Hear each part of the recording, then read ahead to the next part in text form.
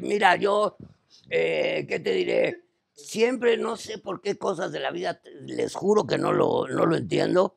No tenía amigos actores, tenía amigos músicos. Entre ellos Javier de la Cueva, pero el papá, El papá de no, Jay-Z. de Jay-Z, era mi cuate. El Javier Batis era mi cuate. Ah, mira, bien fresa. Sí, sí, no, pues era bien fresa, ¿Sí Javier era? Batis. ¿A poco? Javier, ¿De chiquito? fresísima. Es más Fresi- grande que tú.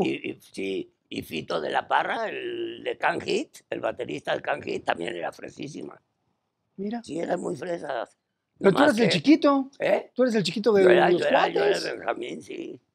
Yo era el Benjamín y le cargaban los instrumentos a Javier Batis. Entonces entrábamos para poder entrar a las fiestas, ¿no? Entonces era un amigo mío, le decían, ¿tú qué onda?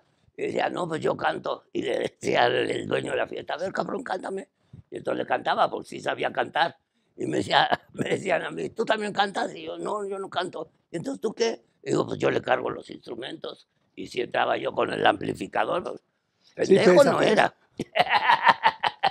Sí, Y así entrabas con los cuates a las era chavo, fiestas. así entraba a Y, las fiestas. y eso era tu vida.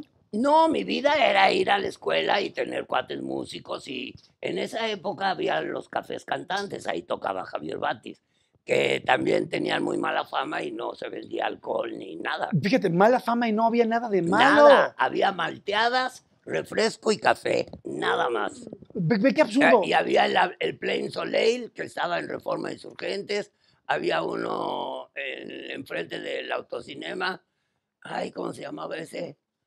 ¿Por el toreo? No, el del autocinema de Coyoacán. Había un autocinema ahí en Coyoacán. Ahí también estuvo Javier, sí. Oye, pero fíjate, era la cosa más fresa del planeta. ¿Por qué demonios lo veían mal? Creo que fue por Uruchurtu. ¿Qué pasó? Pues Uruchurtu era muy... ¿No has oído hablar de Uruchurtu? No. Era un regente que tenía fama de muchas cosas, entre ellas de que le gustaban mucho las flores, porque sembraba todo de flores. Y Ahí en la ciudad. entonces, sí, era especialón. Y luego también hubo la onda de que el hijo de Díaz Ordaz se fue a comer hongos a Huautla y entonces Díaz Ordaz se molestó y mandó a los soldados. En fin, eran épocas en que los chavitos, los juniors, se ponían rebeldones, digamos, y pues cargaba el gobierno y cargaban todos contra esa generación. Pero realmente no éramos gruesos, los chavos, ni éramos violentos. No, no, no. Y ahora sí son violentos, como dicen, ahora ya se la saben, Ya ¿no? se la sabe. Ya se la saben. Sí, pero Sí, ustedes ahí no. nada, vamos, ni siquiera droga ni alcohol había ahí, ni nada en los Nada, cafés. te digo, no podías tomar una Malteadas. cerveza, malteadas y café y agua y refrescos Y de cero cola. actuación. Cero Hasta ahí. actuación, cero ¿Tú actuación. qué querías hacer? Yo sí quería ser actor, sí jugaba a ser actor. Mira, por decirles algo, si yo quería jugar, que ya ves que todos dicen que quieres ser bombero o torero, primero anteponía el ser actor. O sea, yo jugaba a que era un actor que estaba en un programa interpretando a un bombero. Ah, qué Y entonces chistoso. ya jugaba al bombero. O era un actor que estaba interpretando a un detective que en esa época, hace 10.000 años, se llamaba Boston Blackie, el detective más famoso. Y entonces era yo un actor que era Boston Blackie, pero siempre era primero actor. Qué vaciado. ¿Y de Y dónde? hacía mis aviones con 2 sillas. Todavía me acuerdo, sí, mis aviones cuando jugaba a ser aviador. Volabas. Sí, volaba y todo, sí. Oye, ¿y de dónde sacaste lo del actor? Ah, te voy a decir, tenía yo, fíjense qué interesante caso. Tenía yo un vecino en la colonia Nápoles, donde veía al osito bailando, que le dijo a su papá, oye Ignacio, ¿tú qué quieres ser de grande? Y le dice mi amigo Ignacio, yo quiero ser escritor de teatro. Y le dice el papá, ¿estás seguro? Y le dice, sí. Y dice, pues te voy a hacer un teatro.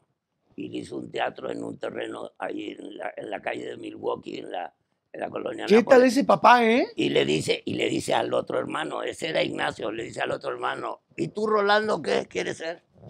Y dice, yo quiero hacer carros, papá. Y dice, ¿quieres hacer carros? Sí. Bueno, y le compró una revista que se llamaba Mecánica Popular. Y venía cómo hacer un carro en tu garage. Y lo hizo Rolando en su garage.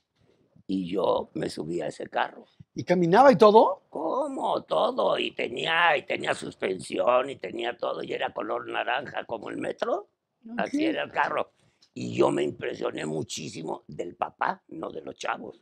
O sea, yo dije, uy, un papá, sí, te digo que yo cuando le dije a mi papá que quería ser actor, no, hombre, casi me manda refugiado a España. Sí, no, no, a él no le gustaba la idea y a ese cuate sí, y ese cuate llegó a ser el dueño de la carpa geodésica, él hizo la carpa geodésica, ¿se han oído hablar de esa? Sí, que San estaba, Ángel. ¿todavía está en Insurgentes? Sí, Ignacio, no, como a 2 cuadras entre Revolución y Insurgentes. Ándale, exacto. Y él se llamaba, porque ya murió, Ignacio Merino Lancelotti.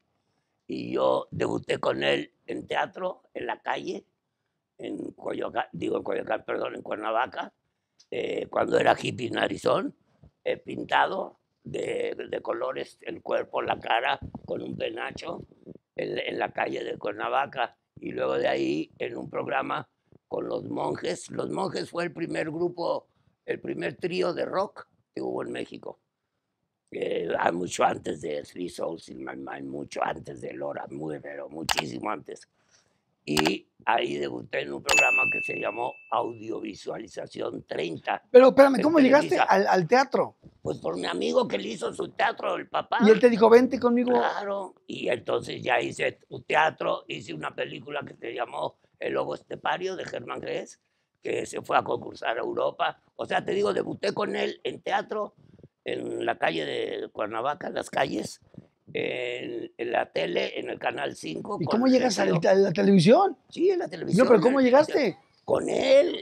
O sea, ¿Has oído hablar de la farmacia París? sí. Bueno, pues él era el dueño de la farmacia París, el papá, sí. Ah, o sea, Y él era no solo tenía lana, sino estaban conectados también. Claro, ¿no? Y producía el programa donde yo entré a trabajar. Eran los que ponían la lana. Ya. Y él era mi cuate, mi cuatísimo. Pues qué padre, qué bueno. Sí, entonces debuté teatro, tele y cine con él. Súper bien. Ignacio Merino Lancelotti. Pasan los años, y me lo encuentro en San Ángel. Y le digo, oye, Ignacio, te invito a ver Defendiendo al Cavernícola. Y me dice, la traducción es de mi sobrino. Y le digo yo, sí, ya como si no ya inventes, o sea, ya debuté contigo hace 30 años, pero no me digas que es de tu sobrino. Le digo, no, no es de tu sobrino, es de Susana Moscatel. Dice, no, lee el libreto y ve los créditos.